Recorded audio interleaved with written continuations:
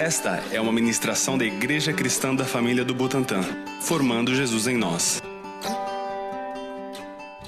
Tudo bem? Essa é uma pergunta difícil de fazer hoje, né?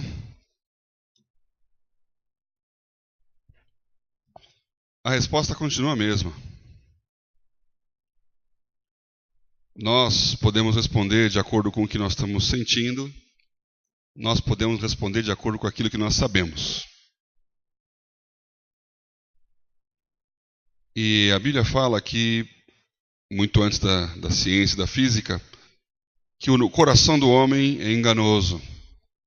E que a nossa impressão, a nossa aparência, o nosso entendimento é muito superficial e exterior. A Bíblia fala que Deus não olha para aquilo que está no rosto das pessoas, mas Ele conhece o interior. Ele prova os corações, pesa os rins, e isso não significa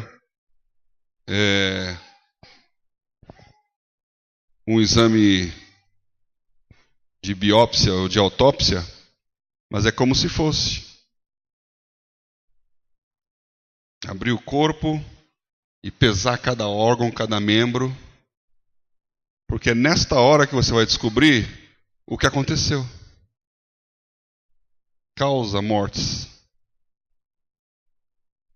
Nós, para podermos fazer isso, temos que abrir. A Bíblia fala que Deus conhece sem abrir. Ele conhece as coisas que estão dentro e nós conhecemos as coisas que estão fora. Então, os nossos sentidos nos enganam. Às vezes, nós achamos que estamos vendo e não estamos vendo. Às vezes, nós achamos que é para cima e é para baixo. Pilotos se desorientam voando nos seus aviões a um ponto tal que eles não sabem se estão subindo ou descendo, porque perdem o senso de orientação.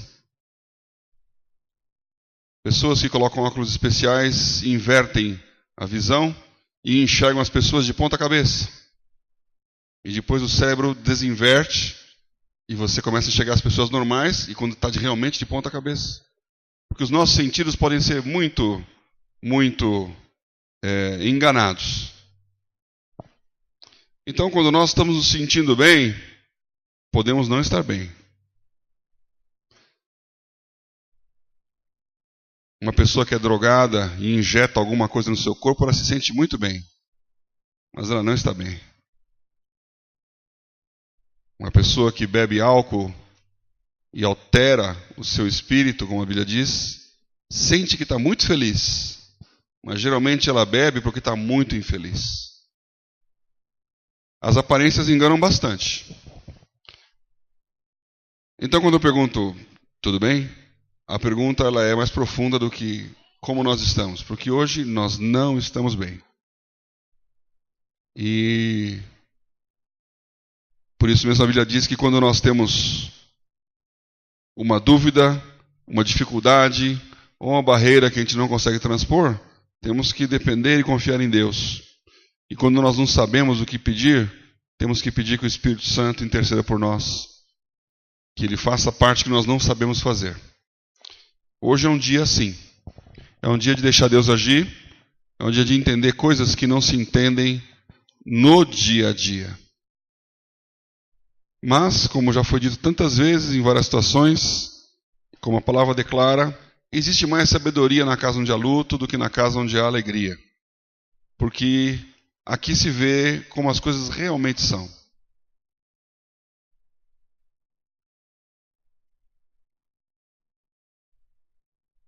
E nós não queremos ver as coisas como elas realmente são. Nós queremos ver as coisas como nós achamos que elas são. E as pessoas dizem umas para as outras, por favor, me engane. Por favor, diga o que eu quero ouvir. Não diga a verdade. Na maioria esmagadora das vezes, quando você pergunta, tudo bem? Você quer que a resposta seja, tudo bem. Porque aí você não tem problema com a resposta. E quando você pergunta, como é que eu estou?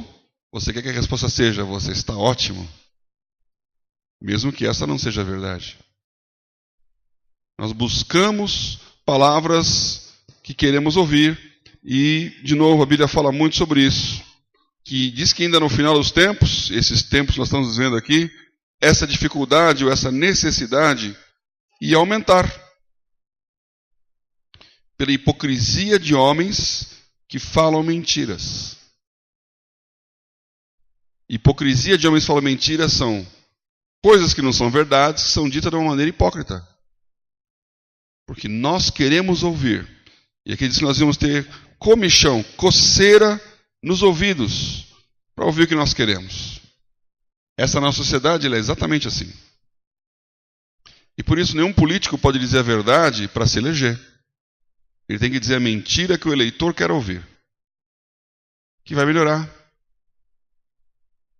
Que vai trazer paz, prosperidade, segurança. Que vai aumentar o índice de educação e de saúde. E que as coisas vão estar melhores.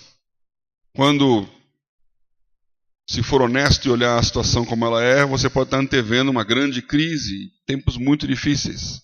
Mas não vai falar isso. As pessoas não querem ouvir a verdade. Elas querem ouvir uma mentira. Mas hoje eu queria falar algumas verdades para vocês. Geralmente, quando essa frase é usada, ela é usada para que alguém desabafe toda a má educação que ela tem no coração em relação ao outro. Eu vou dizer umas verdades para essa pessoa. Com certeza não é como você é honesto, como você é íntegro, como você é perseverante. Geralmente é como você é ruim, como eu não gosto de você. Eu já pensei nisso algumas vezes. Só Deus tem o poder de dizer uma verdade de uma maneira tal que nós não apenas aceitemos, mas continuemos amando a Deus. Que é a figura de um Deus Pai. Essa figura é expressa quando o pai corrige o filho e ele não gosta. Quando o pai bate na criança e ela sofre, chora e busca consolo no próprio pai que bateu. Quando a criança está doendo, ela quer o colo do pai, porque ali tem o consolo e a proteção, mesmo quando é o pai que bateu. Quando ela cresce um pouquinho mais e começa a elaborar os raciocínios, aí ela começa a maldizer o pai, e ameaçá-lo, e dizer que não gosta mais, e sair para longe. Mas quando ela é pequenininha, ela quer o consolo mesmo no meio da correção. Porque ela sabe que a pessoa que ela está ali é a pessoa que ama e cuida. Essa é a verdade de Deus. Deus fala e Ele abre a ferida e a fecha. Cura a sua vida e ainda faz um carinho. Então nós não precisamos de carinho. Nós precisamos de cura e carinho. E não precisamos de pessoas que digam as nossas verdades. Não precisamos de mais alguém para apontar o dedo e dizer, você está errado. A questão é como nós podemos ficar certo. E para que tudo isso aconteça, o que tem que existir é um relacionamento. Porque o estranho não tem nenhum problema em dizer a verdade. Ele é estranho. Ele é indiferente. Mas aquela verdade daquele estranho também não tem poder nenhum de nos afetar. O relacionamento é a proximidade de pessoas que falam coisas significativas. E nós vamos, nesse mês de maio, falar sobre relacionamentos. Todos nós, todos vocês, necessitamos, demandamos, precisamos nos relacionar. Eu decorei essa frase no meu livro de Educação Moral e Cívica. Quando chamava naquela época primário ainda, de ginásio, ensino fundamental de hoje. E o livro começava assim: o homem é um ser eminentemente social. Não nasceu para viver sozinho. Por isso ele vive em sociedade. E o que é a sociedade? É o lugar onde as pessoas se relacionam, se referenciam, conversam, falam. O homem é um animal gregário. que significa isso? Que ele vive em bando, que ele anda junto, que ele não gosta de solidão, com exceção dos canadenses. Talvez você seja meio impactado por muita gente aqui em São Paulo, que somos a terceira maior cidade do mundo. Então nós estamos tropeçando nas pessoas aqui. E quando você está no meio de um feriado ou no fim de semana, você fala, como São Paulo seria maravilhosa se o trânsito fosse assim. E esse bando de gente não voltasse para o lugar onde eles foram. Se você morasse sozinho, no meio de uma escuridão e de uma solidão de quilômetros, sem ninguém, você ia começar a ficar depressivo. Nós precisamos de relacionamentos. Precisamos de momentos de solidão para pensar, para achar, alguns mais, outros menos. Alguns, quando começa o momento de solidão, já começa a entrar em parafuso, já tem que ligar uma música, ligar para alguém. Hoje a tecnologia nos coloca tão próximo das pessoas, a gente fica dependendo desse negócio aqui. E você vê a solidão aumentar porque está todo mundo conectado. E porque estão conectados, não estão comunicando.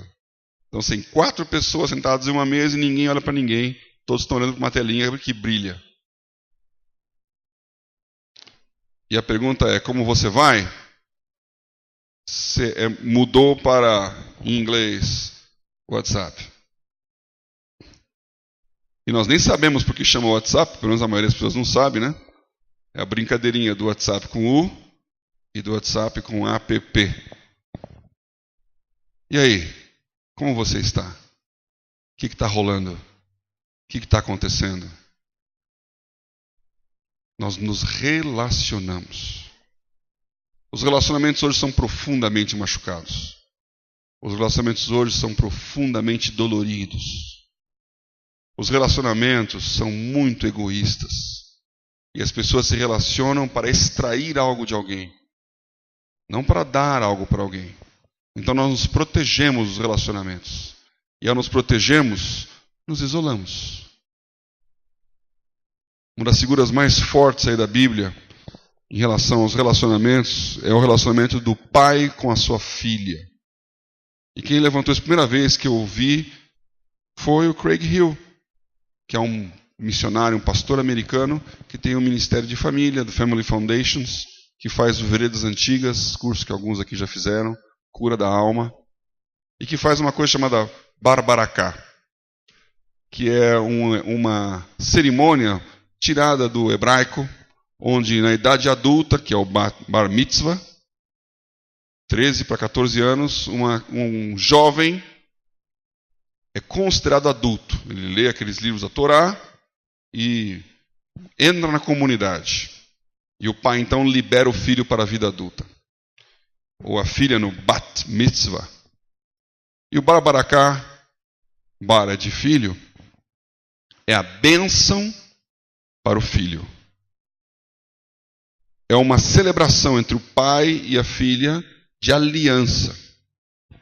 A Bíblia diz, em umas passagens mais poéticas aí que Salomão fazia, quando escreveu Eclesiastes e Provérbios, falando de uma mulher, ele disse assim: tu és uma flor num jardim fechado. Eu já falei isso muitas vezes nas conversas com as meninas, com as crises das mulheres aí, os vínculos e relacionamentos. Porque uma flor é aquilo que é bem frágil. É aquilo que não aguenta muita agressão. Todos vocês sabem o que é uma flor. Bonita e frágil. A flor precisa de proteção. E essa proteção é justamente dada pelo jardim fechado. Ela não está exposta aos predadores.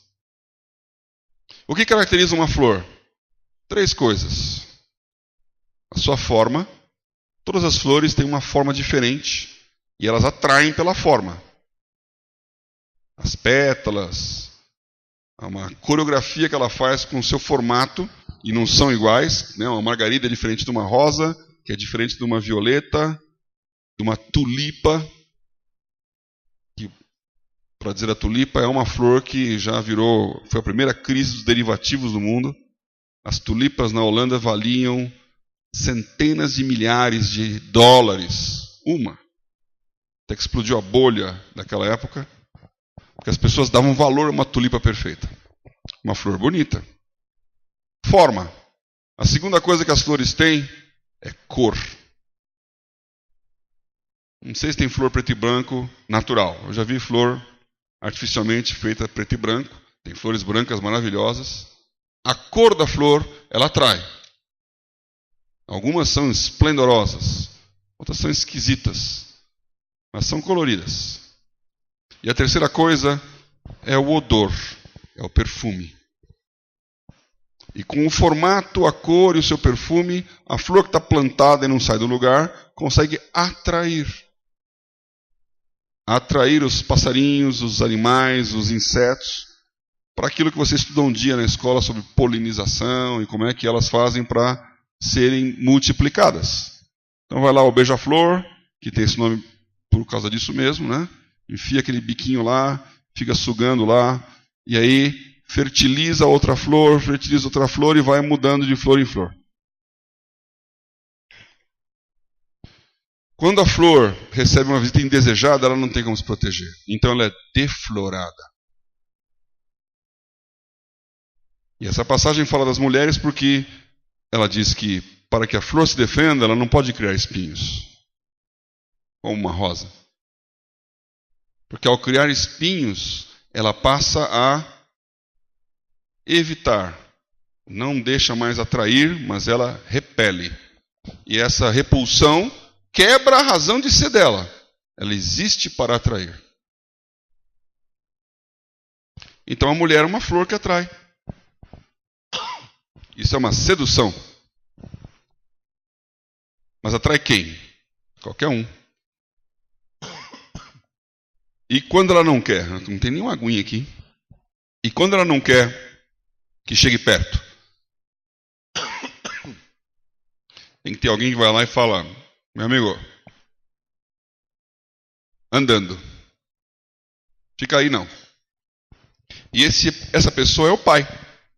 É o pai que protege a filha dos inimigos.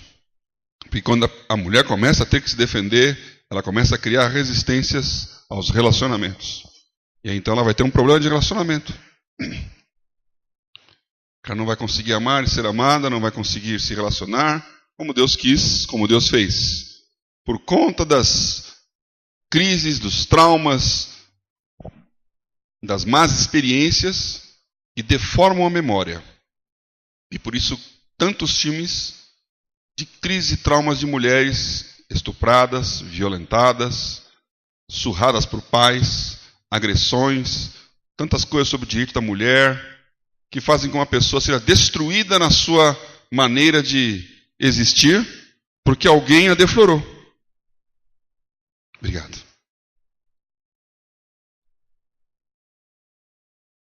O exemplo da mulher é claro de entender, mas também acontece com os homens. Eles são mais fortes, eles são mais sérios, eles não expressam tanto a sua cor, formato e odor. Às vezes expressam odor e aí pior fica a coisa. Mas também sofrem quando os relacionamentos dão errado. Também sofrem quando o pai não consegue dizer: eu te amo, meu filho. E você que nunca ouviu alguém dizer te amo, cresce incapaz de dizer para alguém: eu te amo. Os nossos relacionamentos, de maneira geral, estão muito, muito machucados. Porque a nossa sociedade é paranoica. Ela é opressiva. E ela faz com que você não consiga expressar os seus vínculos como eles deveriam ser.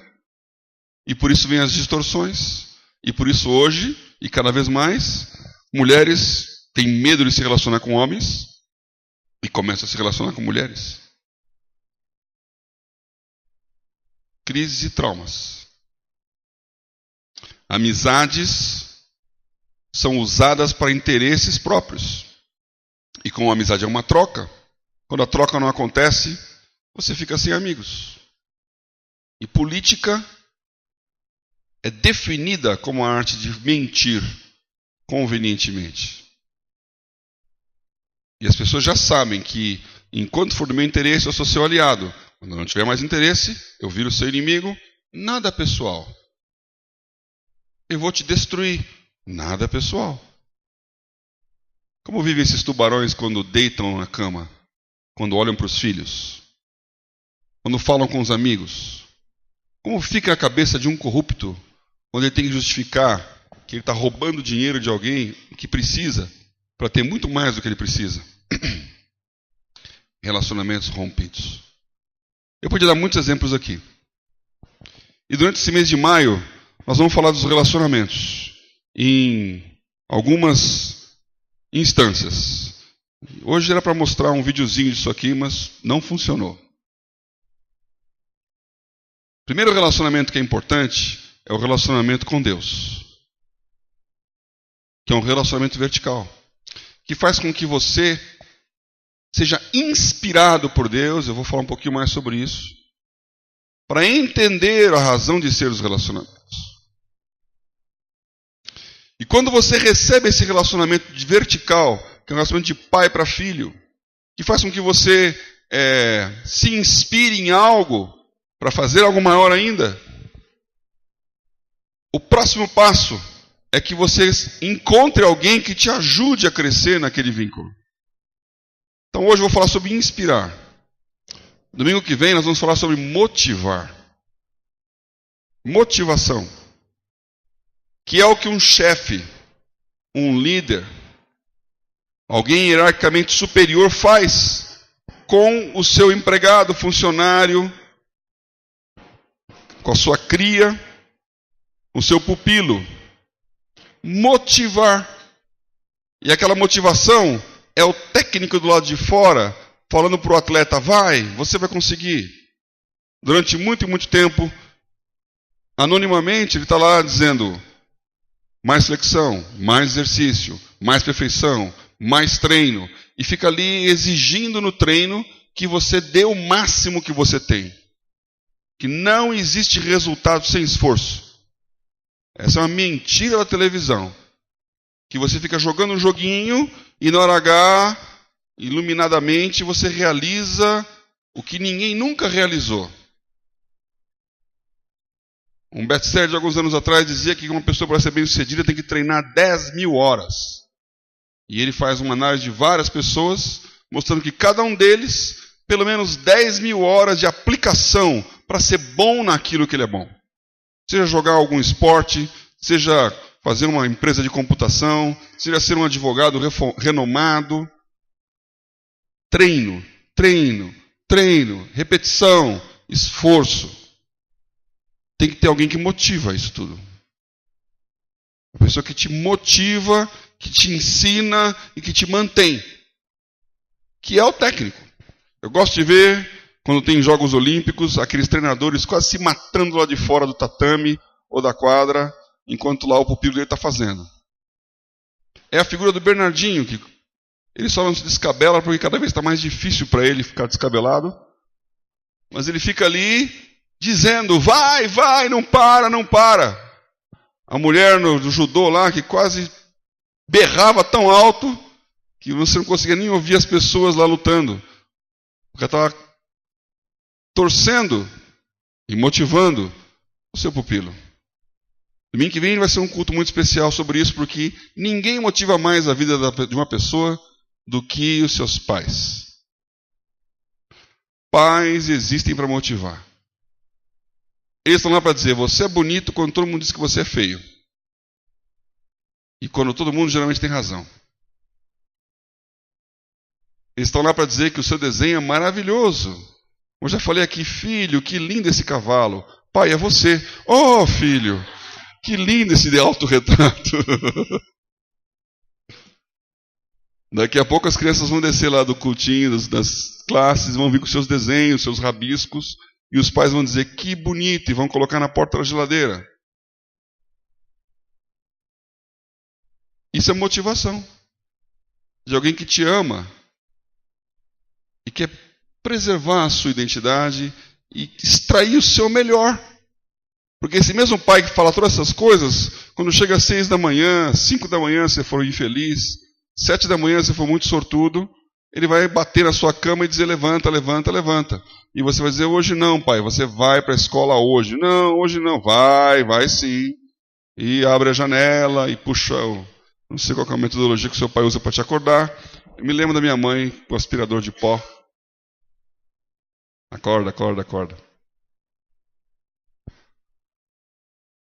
Pais motivam. E domingo que vem é o Dia das Mães. Então eu queria convidar você para trazer a sua mãe aqui domingo que vem. Nós vamos ter uma coisa muito especial para elas. Vai ficar bonito. Não só um brinde, um presente, mas uma apresentação. Porque mães motivam os filhos. Mães são a coluna do lar. Mães são insubstituíveis. Depois nós vamos falar no outro domingo, que é o dia 17, sobre os relacionamentos com líderes. Pessoas que são os seus chefes. Você deve lembrar de um monte de chefe chato, horrível, insuportável, mas vai lembrar de chefes maravilhosos, que te ajudaram muito. E se você for uma pessoa normal, você vai descobrir que os chefes que te ajudaram muito foram os que te pegaram no pé bastante. Que exigiram muito mais ainda da conta. Que não davam folga. Mas que não estavam fazendo isso para que eles fossem beneficiados, mas que você fosse beneficiado. Então, bom ter um chefe assim. Eu espero ser um chefe assim para os meus liderados. Pelo menos eu garanto que eu vou pegar no pé deles. Se eles vão se sentir felizes, não sei, mas ninguém morre com um pouquinho de aperto. Então já aviso aos navegantes, próximo feriado nós não vamos emendar. Vamos fazer mais. No outro domingo, depois de motivação, nós vamos falar de mobilização. Porque quando você está inspirado, motivado, você tem que fazer coisas com seus iguais. Então a sua geração, seus amigos vão juntar e vão trabalhar, vão produzir, vão realizar. Quando um técnico é bom, ele motiva o time a ponto do time ser campeão. Mesmo que perca o primeiro jogo, ele ganha o segundo. Por quê? Porque o técnico está lá dizendo: não desista, não desista, não desista. Existem histórias fantásticas de técnicos, tanto no Brasil quanto nos Estados Unidos. O americano gosta disso, porque tem os playoffs, 7 jogos. Então está lá o técnico dizendo: você vai dar certo. Eu vi uma reportagem um tempo atrás com o técnico campeão do San Antonio, um time de basquete americano. Eles perderam no final o campeonato. Foi uma devastação. E o técnico disse: ninguém de cabeça baixa. Nós vamos ganhar o ano que vem. E depois eles ganharam o campeonato. E aí vem então a entrevista dos jogadores falando: eu fiz isso por causa desse homem. Eu não desisti porque ele é um pai para mim. Esse cara dá vida. Então, o técnico dá vida lá fora da quadra, mas dentro da quadra tem um time que se une e que fala: vamos junto. Eu vou passar a bola para você, você vai passar a bola para mim e nós vamos chegar lá na frente. Ninguém ganha sozinho. Então, mobilização. Hoje está na moda, eu espero um dia ainda fazermos isso aqui, um flash mob. O que é flash mob? Uma mobilização instantânea. Onde um monte de gente se mobiliza, aparentemente são clientes do mercado. De repente todos começam a cantar. E você percebe que eles estão articulados para dar uma mensagem. Mobilização. Os nossos iguais, os nossos irmãos, o nosso próximo, trabalhando junto. Para chegar no último domingo, que vai ter o nosso talk show aqui, e nós vamos falar de celebração.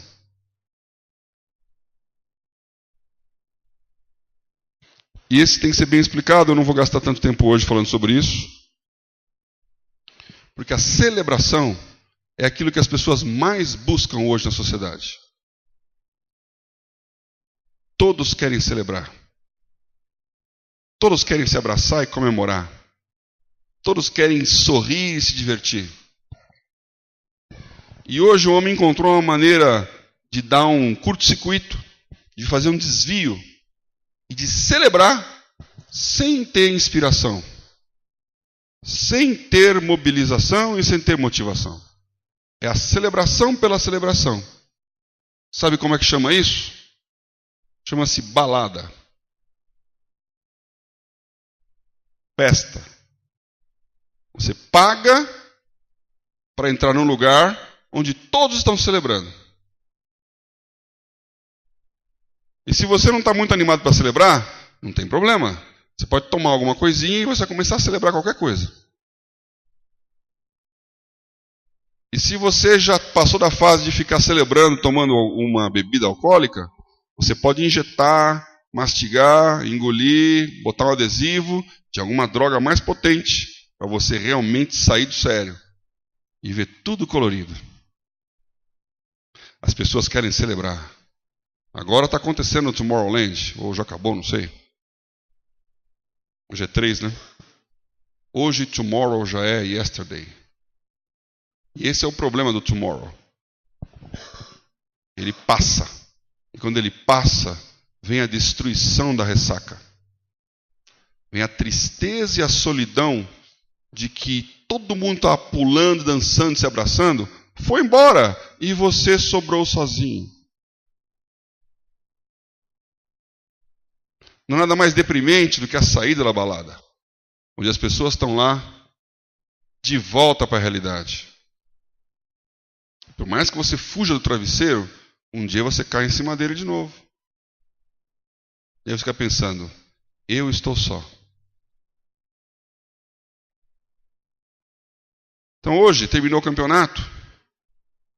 E pelo que eu sei, os santos prevaleceram. Ouviu glória a Deus aqui. Então tem um monte de santista feliz. Eles devem estar celebrando. E tem um monte de palmeirense triste. Perdeu. E como os palmeirenses estão tristes, deve ter um monte de corintiano contente. E são paulinos.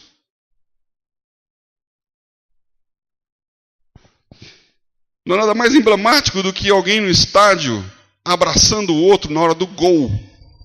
Gol! A jugular fica aqui presa, a pessoa fica com os olhos vidrados, fica com a mão levantada, fica correndo para um lado para o outro, abraça quem nunca viu, pula junto. E depois vai embora, porque aquele cara não existe na sua vida. E aquele gol pode não significar nada se ele não foi o gol do campeonato. E mesmo que tenha sido o gol do campeonato, amanhã, domingo que vem, ano que vem, outro campeonato. Já contei essa história aqui, eu já falei isso uma vez num jogo de futebol lá. As pessoas perguntam, você veio assistir o jogo da seleção brasileira? Não, eu vim assistir um congresso evangélico no Chile em 1990. Brasil e Chile. E o repórter não entendia por que eu brasileiro, estava no Chile e não ia ver o jogo do Brasil. E eu falei isso aí, olha, num jogo de futebol, metade ganha, metade perde. A metade que ganha fica muito feliz, domingo que vem tem outro jogo. E pode ganhar, pode perder. Se der muita sorte, ele ganha invicto um campeonato. Muita alegria, ano que vem tem outro campeonato. Agora, numa reunião evangélica, todos torcem para o mesmo time. E a Bíblia fala que Jesus é um vitorioso eterno. A vitória nunca tem fim. É melhor estar numa igreja do que num estádio de futebol. Isso pode não ser uma verdade para os palmeirenses ontem, mas é uma verdade para os palmeirenses hoje, que estão pensando, por que eu fui? Alguns nesse momento, inclusive, subindo a serra.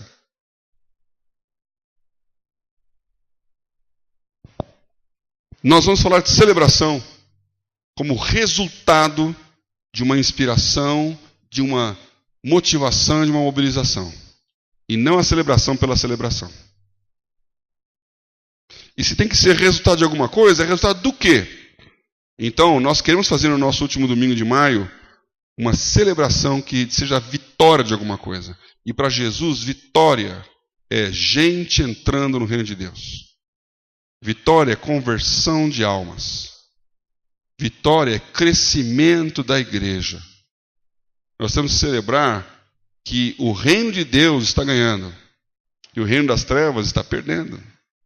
Porque essa é a vitória sobre a morte. E a razão de podermos não estar desesperados hoje com a morte, como é a morte do Mário, é porque nós sabemos que ele teve uma vitória e não uma derrota. Vitória eterna. E quanto mais pessoas acreditarem nessa vitória como ele acreditou, mais vitorioso é o reino de Deus. Quantas pessoas você está trazendo para falar sobre esta vitória? Nós vamos celebrar isso no fim do mês. Isso significa quantas pessoas está convertendo? Quantas pessoas está evangelizando? Quantas pessoas estão fazendo JEP? E nós gastamos 2 meses falando sobre esse assunto aqui. E hoje nós temos cerca de 80 pessoas fazendo JEP. E é um número recorde na nossa história. E dá para celebrar. Mas vocês trouxeram 400 nomes.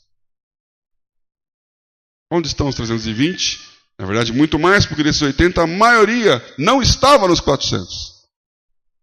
Então, sabe o que eu descobri? Que não é você colocando um nome naquele mapa lá que faça com que alguém venha fazer o JEP. Porque a gente pode orar, pensar tal, mas a pessoa que está lá ela pode dizer, eu não quero saber desse negócio. Mas sabe o que traz uma pessoa a fazer um JEP? É você dizer para Deus, eu vou dar um JEP. E na hora que você fala que vai dar o JEP, Deus, você vai dar? Eu vou arranjar um aluno.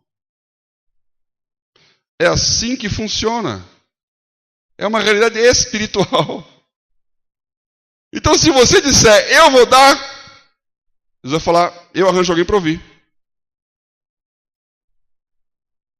Por isso a Bíblia fala, como ouvirão, se não há quem pregue?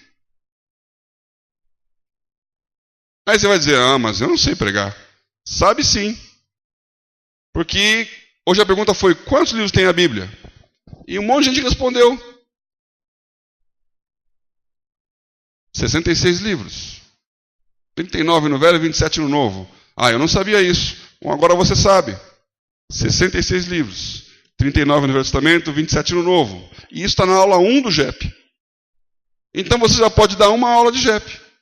O que é a Bíblia? Você não quer tentar? Eu queria te pedir para, quando acabar o culto, fazer uma listinha lá com a Marina. Quero dar aula de JEP. É para isso que o quiz existe. Não sei se foi bem explicado. Mas o Wagner tentou falar isso aqui. Vamos dar a JEP, meu. Porque aí nós vamos ter o que celebrar. Senão nós vamos estar celebrando a nossa bebida alcoólica cristã. Espírito Santo. Que Isaías 28 fala que são os bêbados de vinho.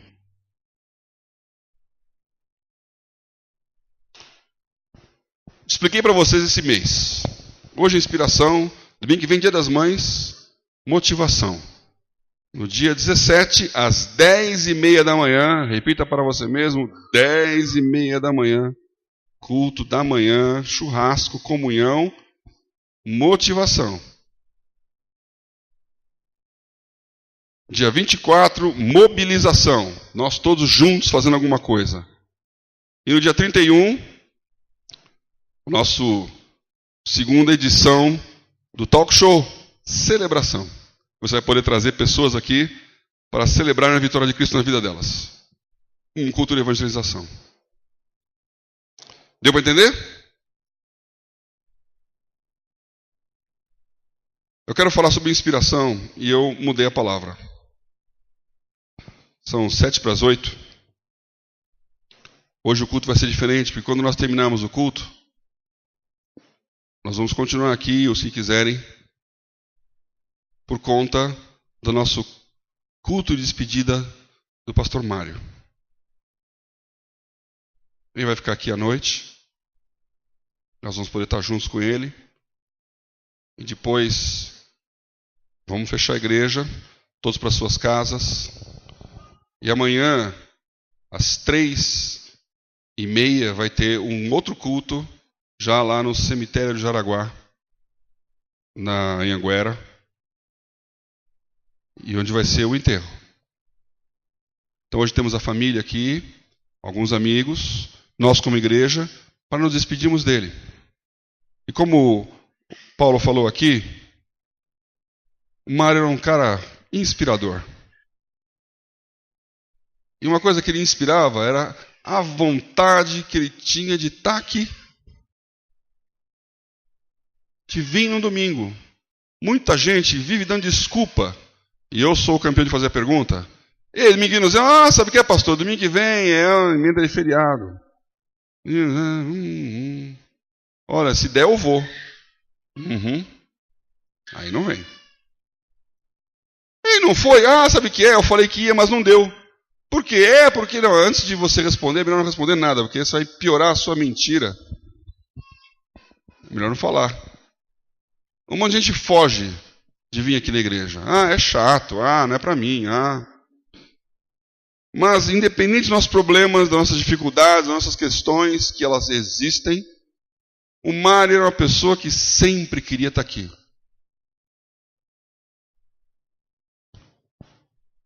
E que toda vez que a gente conversava com ele, ele falava assim, eu vou voltar no culto lá. Quero estar no próximo culto. Ele amava esse lugar. E hoje eu estava vendo lá a folhinha dos diáconos, e tem ali a liderança presente. Então hoje, no 3 de maio, vai ser o último domingo, nós vamos colocar lá a presença do Mário. Ele vai estar conosco aqui hoje.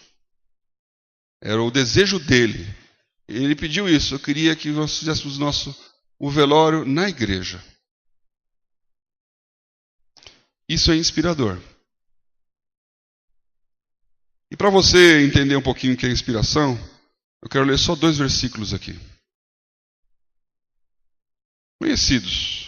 O primeiro deles está em Gênesis capítulo 2, que conta a história da criação do homem. E quando o homem é criado,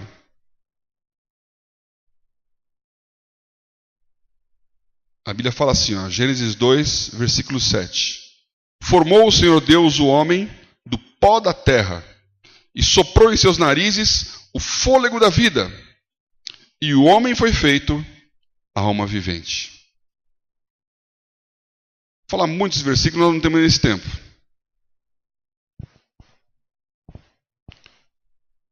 O homem foi formado por Deus do pó da terra. E o nome dele era Adão. Adom, que é vermelho como o pó da terra. A Bíblia é um livro poético, simbólico. O hebraico é uma língua poética e simbólica. E esse pó da terra aqui é a mesma expressão que eles usam para a multidão das nações. Então Deus formou o homem do pó. E essa clássica frase, tu és pó e ao pó voltarás. Ela é verdadeira. Nós somos pó. E qualquer um que ficar no cemitério vai virar pó.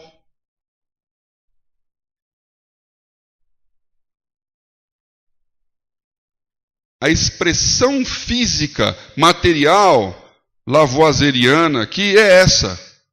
A terra se transforma em gente, e gente se transforma em terra.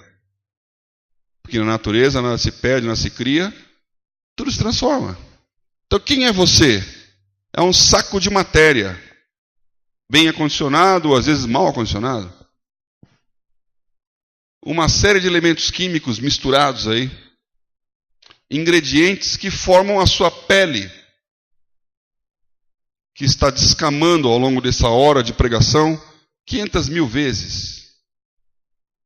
Células que morrem e nascem a cada segundo, virando pó e tornando a ser vivas. Eu não sei o que você almoçou hoje. Eu nem sei o que eu almocei hoje, foi tão rápido. Meu almoço foi às 5 e pouco. E graças a Deus a Leni preparou ainda a comida lá e falou, come aqui. Eu sei que alguma coisa era um bife e a outra era uma massa, que eu não sei o que tinha dentro exatamente. Mas era então uma vaca. Então há uma vaca dentro de mim.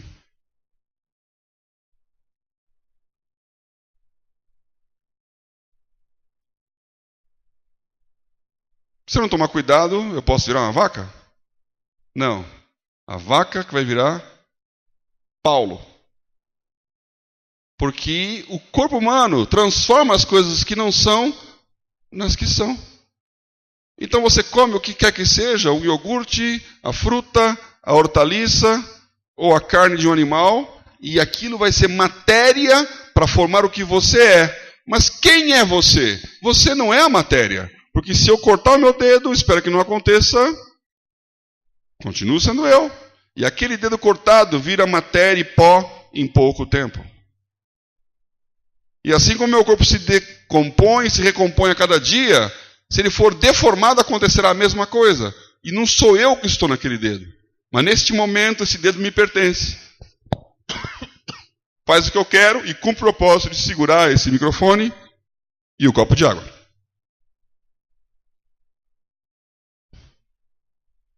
E essa matéria é o pó da terra que Deus pegou. Mas o pó da terra não é você. Quem é você? Soprou em seus narizes o fôlego da vida. Essa é uma expressão muito forte e interessante, que é soprar. E alguns já olharam, o que aconteceu? Soprar. Algo sai de dentro de mim e entra em você quando você assopra. Você vai pensar, você está me contaminando com suas bactérias.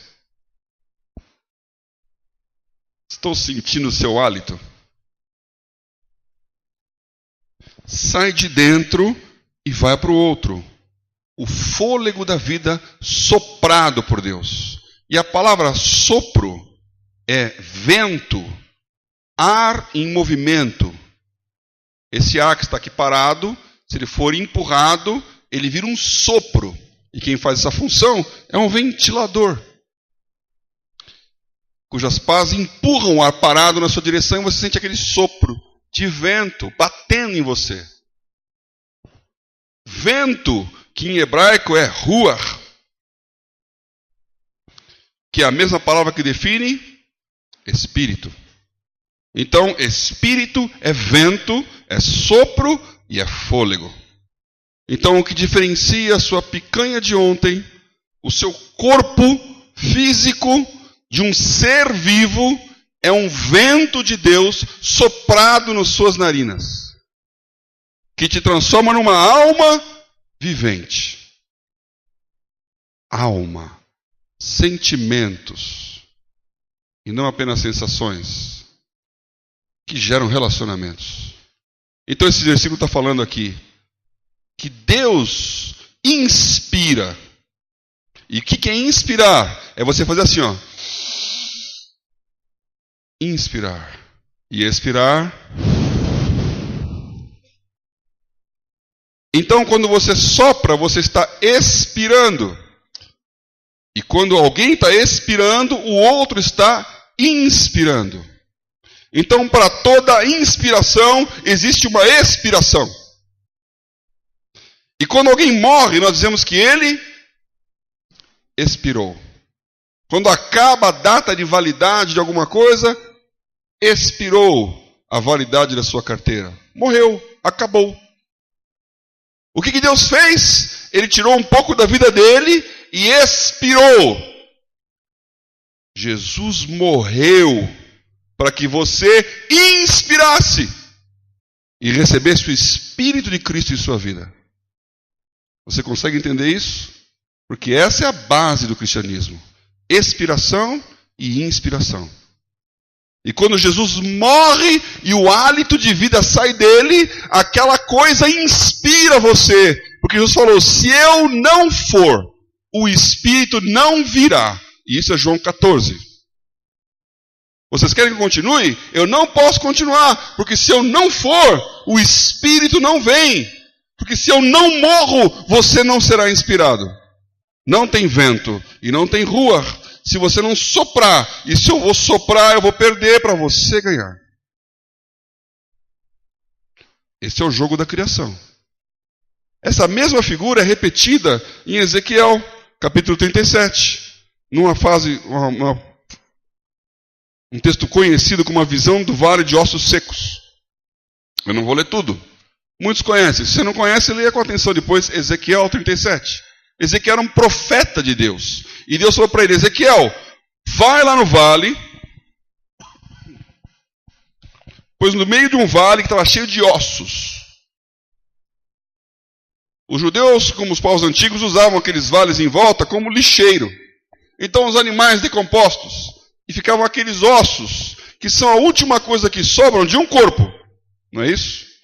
A carne vira pó e o osso fica caveiro ali, que lentamente também vai virando pó. Mas o osso fica. É a lembrança de que alguém existiu. O osso seco. E ele estava naquele vale de ossos secos e ficou andando ali, eram muito grandes, estavam sequíssimos. E ele disse então: esses ossos podem viver? E o profeta respondeu: Senhor, tu sabes. Essa é uma resposta de quem já conhece Deus. Porque quando Deus pergunta uma coisa, fala não, não existe um não para Deus. É possível que o seu filho mude de comportamento? Ah, esse menino não tem jeito. Para Deus é possível. É possível que você aprenda algo que você nunca aprendeu? Ah, bateu num limite, esse cara não aprende mais nada. Para Deus é possível. É possível que a sua vida atinja um patamar que nunca atingiu, por mais que você tenha tentado? Sim, é possível. Se Deus quiser.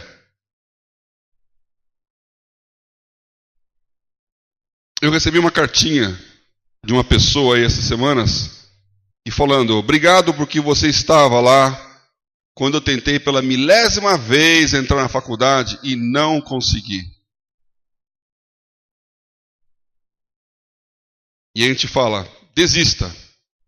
Aliás, foi o que eu falei. E quando você desiste, você pode descobrir que Deus existe. Aí ela tentou de novo e hoje está formada. Por quê? Porque o impossível torna-se possível. Qual o seu impossível de hoje? Essa pergunta de Deus para o profeta ela é muito importante, porque o profeta é você. E Deus está perguntando: você acredita que esses ossos podem tornar a viver?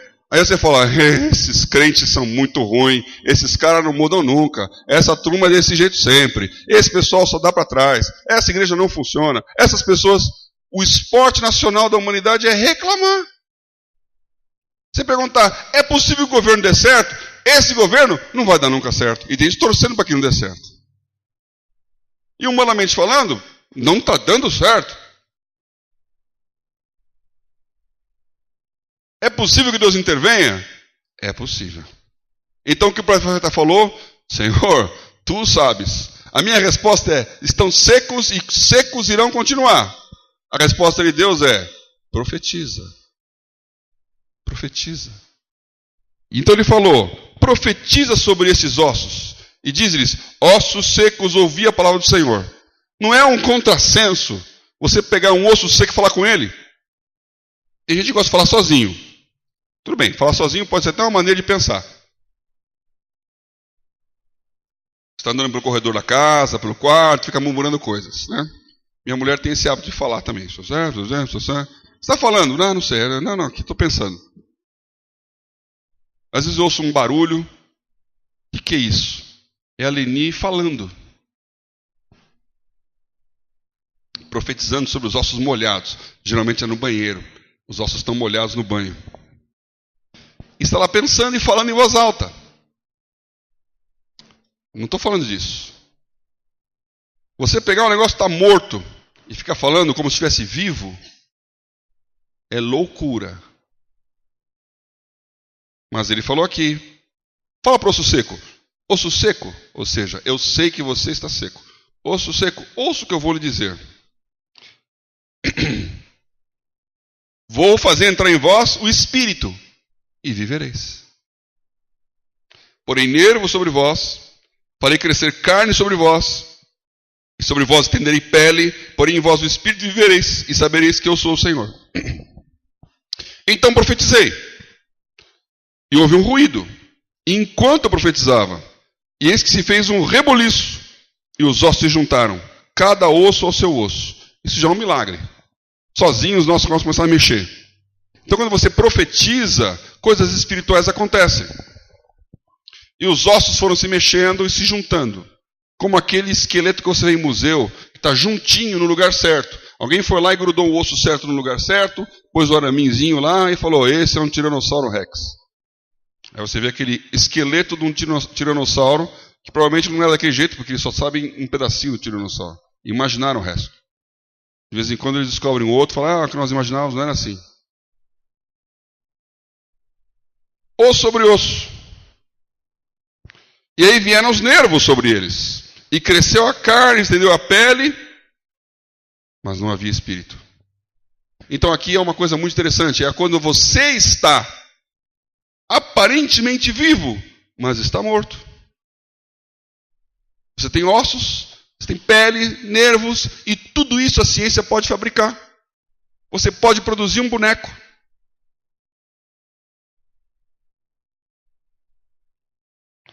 Hoje eles fazem robôs e fazem com feições humanas. E a textura, as feições, o jeito, a estrutura, vende e custa caro. Um boneco em tamanho natural. De longe parece uma pessoa, mas de perto você vê que é um boneco.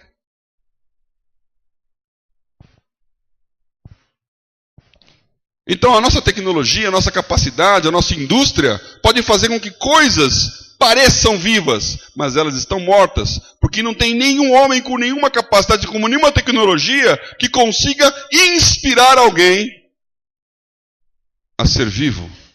Nós não temos esse poder de dar vida. Então, ele disse, profetiza e dize ao Espírito. Assim diz o Senhor Jeová, vem dos quatro ventos, ó Espírito, e assopra sobre esses mortos, para que vivam.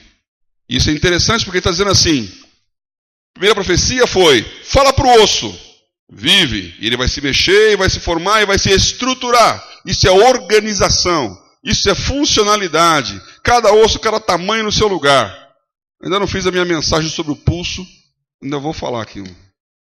Cada ossinho tem o seu formato, tem a sua função, o seu papel, e está no lugar certo. E quando você vê um negócio organizado, estruturado, você fala, puxa, isso aqui é funcional. Esse organograma é bem feito. Essa empresa é fantástica, mas é uma organização, não é um organismo. Não está vivo. Os governos não são vivos. As multinacionais não são vivas. Por isso elas demitem pessoas. Contratam pessoas. Elas não geram pessoas. São organizações.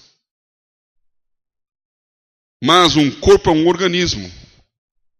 E o que faz ele ficar vivo é o Espírito que é soprado sobre eles. Então aqui ele falou, pede para o Espírito vir e entrar neles. Porque eu, profeta, você, profeta, não tenho o poder de profetizar nada sobre o Espírito. É o Espírito que tem que fazer isso. E ele então profetizou, o Espírito entrou neles e viveram e se puseram em pé. Um exército grande e extremo. Bom, já falei aqui. O que precisa acontecer para que alguma coisa seja viva? Inspiração. É você receber o hálito de alguém que é vivo, que te traz vida. Deus inspira nossas vidas. Ele soprou sobre você esse fôlego. Em algum momento, a sua máquina foi engendrada no seio da sua mãe.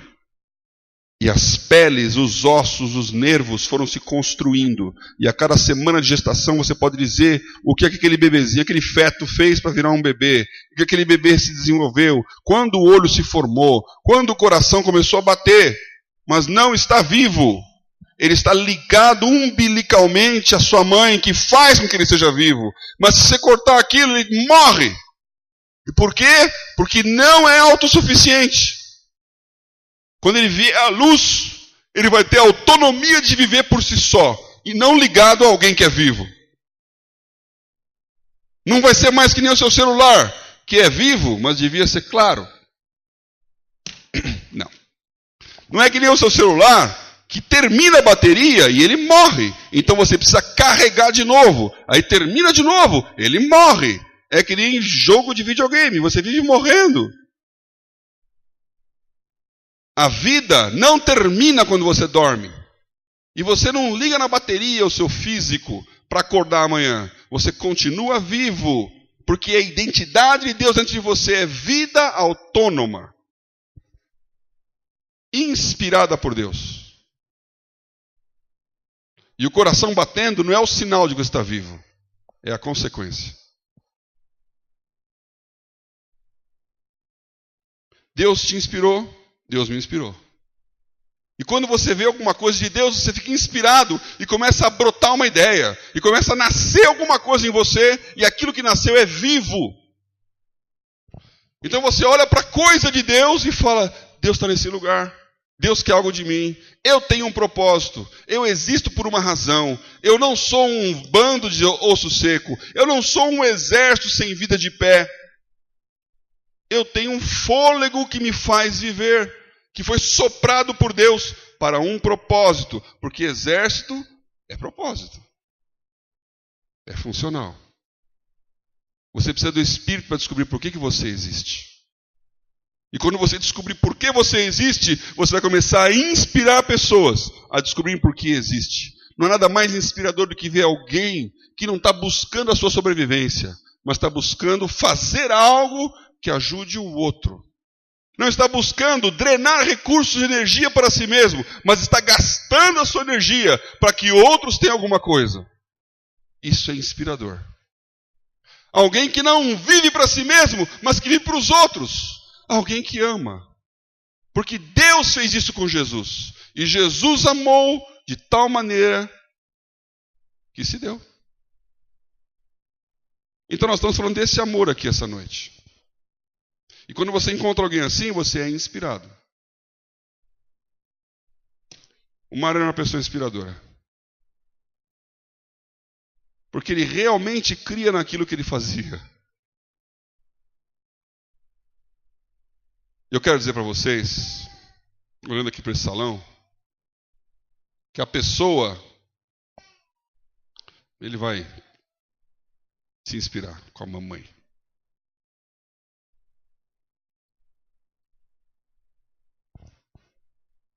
Viu? A pessoa mais antiga que eu conheço aqui desse lugar, dessa reunião aqui, era o Mário. Eu conheci o Mário antes de conhecer a Leni.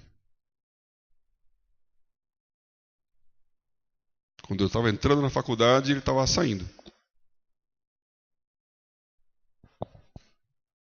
Temos 8 anos de diferença.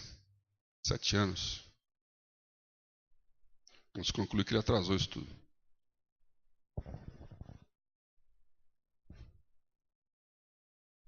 Eu conheci, eu estava lá inspirado por Deus. Eu tinha sido ligado na tomada do Espírito Santo lá. E com 18 anos eu achei que tudo era possível que crer. E começou uma revolução lá na universidade, lá em São Carlos. E pessoas começaram a se converter. E o Mário veio frequentar o grupo. E nos conhecemos.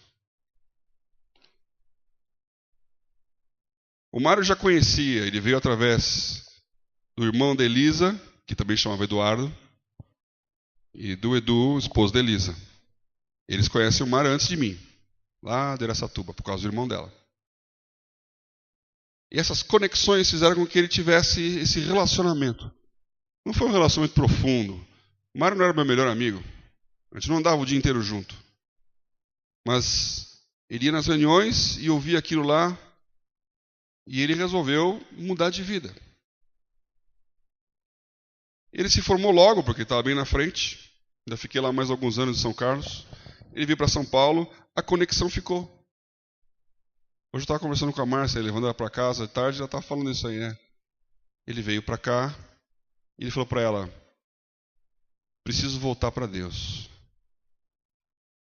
Preciso me conectar com a igreja de novo. E a igreja cristã da família, lá da Vila Mariana. E aí um amigo dele falou, por que você não vai na igreja daquela perto da sua casa? Tem perto da minha casa? Tem lá na Alvarenga. Nós estávamos começando. 93. E aí o Mário foi. E a Márcia estava me falando hoje que ele foi, chegou na igreja e o Edson estava lá, o índio, e falou: "Ô, eu estava esperando você." Ele falou: "Você está me esperando?" Não é Mário japonês? É, então. Mas como é que você está me esperando? Ele estava esperando um outro Mário japonês. Que tinham falado que um amigo falou: "Eu vou convidar um amigo meu, o Mário japonês, ele vem aí, recebe ele." Então ele recebeu, só que era outro. Deus queria que o Mário estivesse aqui. O outro nem apareceu. E o Mário começou a frequentar Reconexão, fruto de um relacionamento. E esse relacionamento foi crescendo. Ele não está pensando em ser pastor. A Márcia não está pensando em ser crente.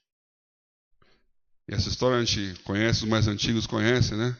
A Márcia não gostava muito dessa história, não. Falando: "Esse meu marido está ficando meio doido." E ele pediu oração pela mulher dele. E um dia ele falou: "Vou convidar a Márcia para vir para cá. Ela é meio complicadinha, então toda atenção é pouca." E tinha lá uma festividade, um chá, e a Márcia gostava de ajudar, ainda gosta de ajudar, como ela ajudou a gente. A Márcia se tornou professora da escola do CRE. Deu aula anos e anos e anos. Incansável. Disposta. Aliás, os dois eram numa disponibilidade infinita. Mas ela então ouviu falar que tinha lá um trabalho social e que nós íamos fazer, distribuir. E ela falou: "Eu faço um bolo aqui." Então ela preparou o bolo para ser consumido na festa, num sábado que ia ter lá. As mulheres fizeram um evento. E ela fez o bolo dela e mandou lá. E foi. Tinha tanta comida que sobrou. Sobrou comida doidado. Festa de crente assim, né? Crente não bebe, mas come. Então traz bastante comida. Sobrou. Aí no domingo as irmãzinhas falaram: "Olha quanto bolo sobrou, vamos vender aqui na cantina." Aí vai a Márcia domingo na igreja. Assiste o culto, meio assim, olhando tudo meio de lado. Aí, vamos comer alguma coisa? Vamos, vai na cantina e compra o bolo que ela fez para ser doado. Aí já criou uma crise, né? Essa igreja pegou meu bolo e está vendendo. Não é o estereótipo de uma igreja? Foi um problema para o Mário explicar isso. Mas ele explicou bem. Esses vínculos foram crescendo. Então, o Edu e a Elisa podem ser as pessoas que conhecem ele há mais tempo aqui. Eu sou a pessoa, o Mário era a pessoa que eu conhecia há mais tempo aqui de todos vocês. Mas os maiores vínculos e relacionamentos vieram depois. Porque nesses anos todos, ele foi se vinculando com as pessoas. Todo mundo deve lembrar alguma coisa, como foi dito aqui. Isso é inspiração. Então, o zelo com que ele fazia as coisas, isso é inspiração.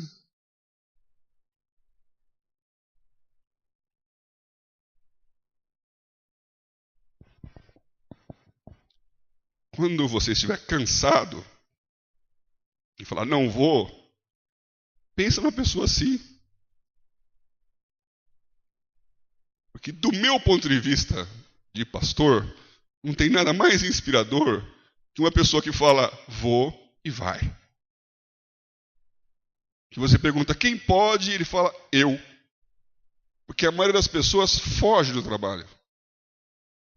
E ela de lado quando vem problema. E o Mário tinha uma paciência imensa de ficar com as pessoas até de madrugada. Ele tinha mais paciência do que as pessoas. Acho que ele ganhava pela paciência. O cara: "Eu me rendo, é só 1h, eu vou embora. Você quer que eu fale o quê?" "Aceito." "Tudo bem, eu fico de bem com a minha mulher. Beijo, querida. Deixa eu ir embora, pastor." Perseverando em alguma coisa que não tinha nada a ver com ele. Eu acompanhei o Mário no comecinho da vida cristã dele, com os bugs que ele tinha de Deus e com Deus.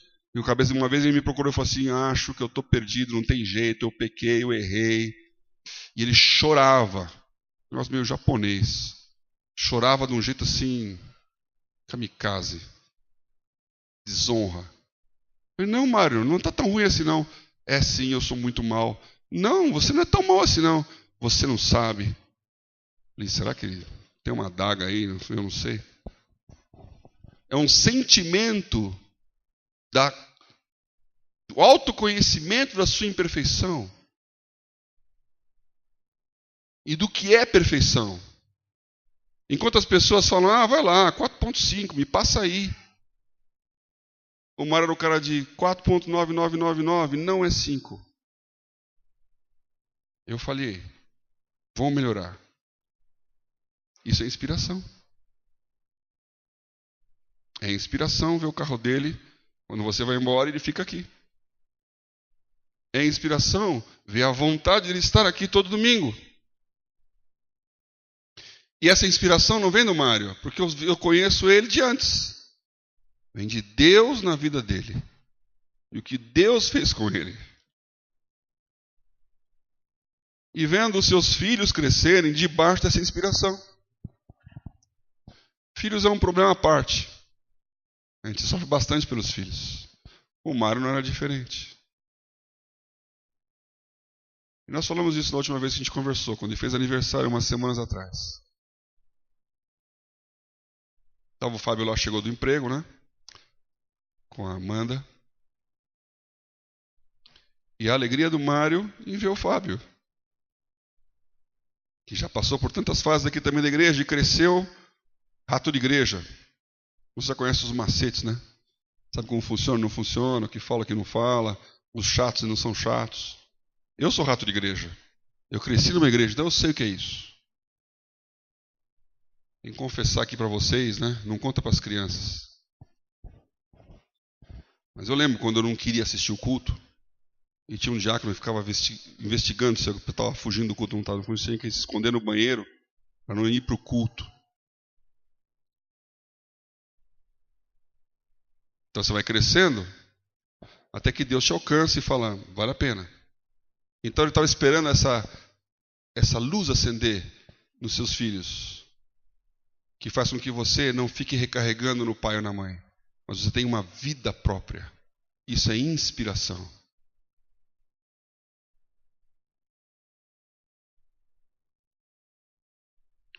Então eu quero dizer para vocês, viu, Fábio, Ilka, Tiago, vocês têm a chance de se inspirarem agora, solitariamente. E vocês vão ver que vocês têm vida própria. A sua bateria não está ligada no pai. E o que o Fábio falou aquele dia era a prova disso, né? Ele foi contando a vida dele, as coisas, o trabalho, as mudanças, as reflexões, os ensinamentos. E você vai vendo, não é que o cara ouviu mesmo? Não é que ele aprendeu mesmo? Não é que ele está pensando certo? Então, sabe, Deus vai cuidando dos filhos. E agora a Márcia está com seus filhos aí.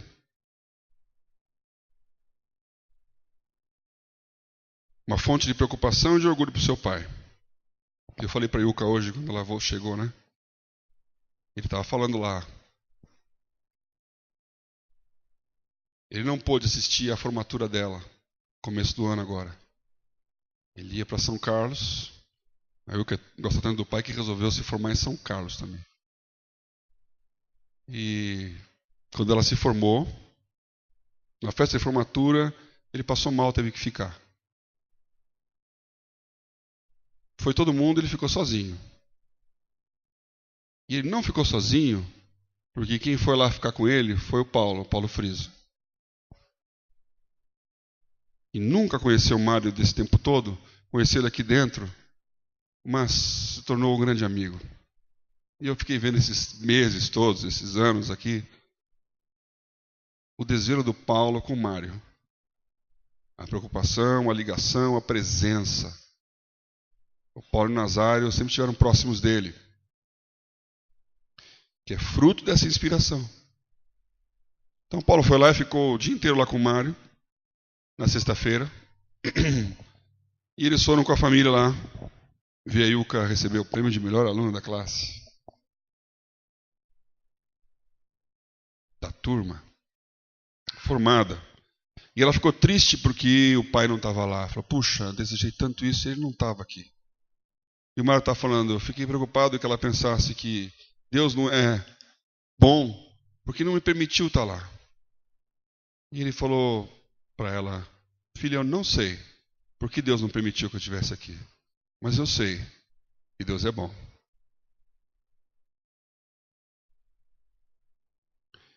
Eu sei que Deus é bom. Deus é uma fonte de inspiração. Já perdi a conta das vezes em que você está cansado, chateado, ou sem saída, e Deus vem te consolar, te inspirar, sopra um pouquinho de espírito nas suas narinas, e você sai vivendo de novo. Isso é inspiração. Você aí não queira celebrar as coisas sem estar inspirado por Deus. Então hoje nós vamos buscar essa inspiração de Deus.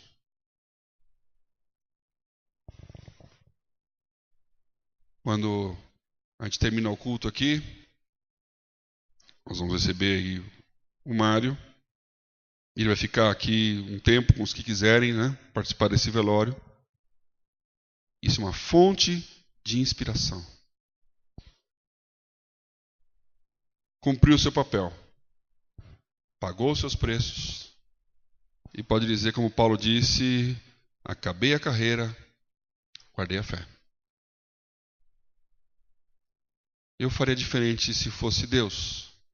Mas eu tenho muita gratidão que eu não sou Deus. Porque eu faria tanta coisa que te prejudicaria se eu fosse do meu jeito. É do jeito dele. Eu queria orar para que você fosse inspirado por Deus. De uma maneira tal que você consiga ser inspirado na tristeza. Porque na alegria todo mundo celebra, ninguém se inspira. É nessa hora que você pode ter uma ideia. É nessa hora que você pode ter um insight. É nessa hora que você pode ter um entendimento. É nessa hora que você faz uma resolução de mudança de vida. Este é um momento muito sábio na vida de cada um de vocês. E esse é um culto de inspiração. Então quando a gente chegar no dia 31, vai ser festa, celebração, abraço, brincadeira. Mas começa hoje aqui. Inspiração. Deus está nesse lugar. Eu queria orar com vocês e fazer mais uma vez, como Paulo disse aqui, né? Orar pela família. Abençoá-los e inspirá-los na caminhada. O que você puder fazer, e isso faz parte da criatividade, para estar junto, faça. Agora chegou a nossa vez. Por isso nós somos Igreja Cristã da Família. Nós cremos em alguma coisa mais do que a hipocrisia fingida das conveniências dos homens. Nós amamos de verdade. Então eu queria convidar a família a vir aqui na frente. Nós vamos orar. E que vocês viessem aqui. Família no grande sentido. Não apenas filhos e mulher. Né? Vocês todos da casa do Mário e da Márcia, venham aqui. Eu repito que amanhã nós vamos ter às 3h30 a cerimônia lá no cemitério de Jaraguá. Se você quiser, está convidado. E nós vamos ficar aqui por essa noite com o Mário aqui na igreja. Ele deve estar chegando.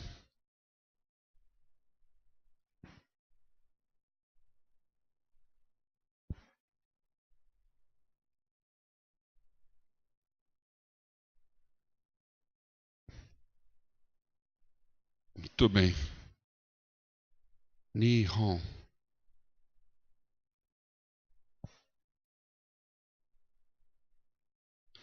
Muitos domingos juntos aqui. Muitas histórias para contar. E muita bênção para dar. Então, nós vamos orar aqui para que Deus inspire a vida de todos com a vida do Mário e que console a vida deles com esse mesmo espírito que chama-se Consolador. Se você sentir isto, você pode se levantar do seu lugar e vir aqui abençoá-los enquanto nós estamos orando. E estar junto, porque isso é comunhão. Estar junto. Fisicamente nós estamos juntos e esse é o nosso grande privilégio. E eu queria de novo agradecer aqui a vida de todo mundo que amparou, não só o Paulo e o Nazário, como eu falei aqui, mas e as famílias deles, né? Mas muitos de vocês que oraram, batalharam, visitaram, acompanharam e fizeram esse dia a dia que a nossa vida, cada uma das nossas 24 horas, valia a pena. Isto é inspirador de ver pessoas, alguns de vocês que participaram da vida deles. Vamos continuar fazendo assim. Então, se você sentir aí, tiver uma palavra, vamos orar agora. Você pode se levantar e vir aqui orar com eles, em nome de Jesus.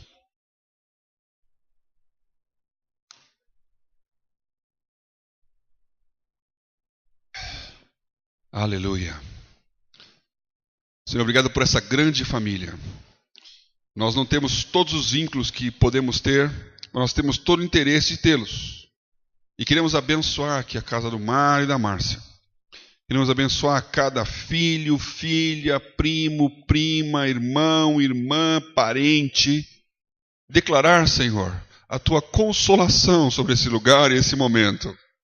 Nós queremos agradecer pelo legado que o Senhor fez na vida deles. Nós queremos agradecer pela presença deles nesse lugar.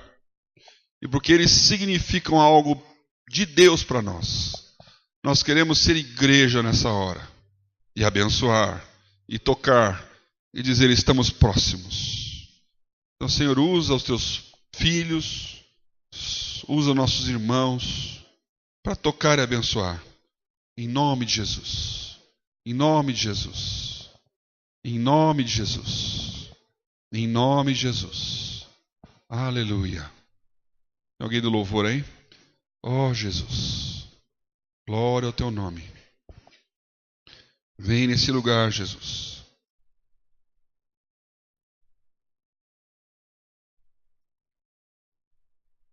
Vem nesse lugar.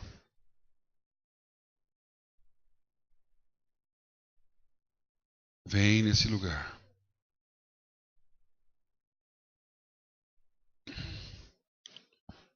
Aleluia.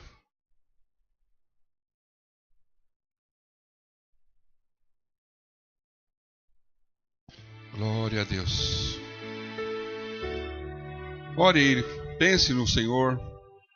Ordena a bênção. Clama ao Espírito Santo, Consolador.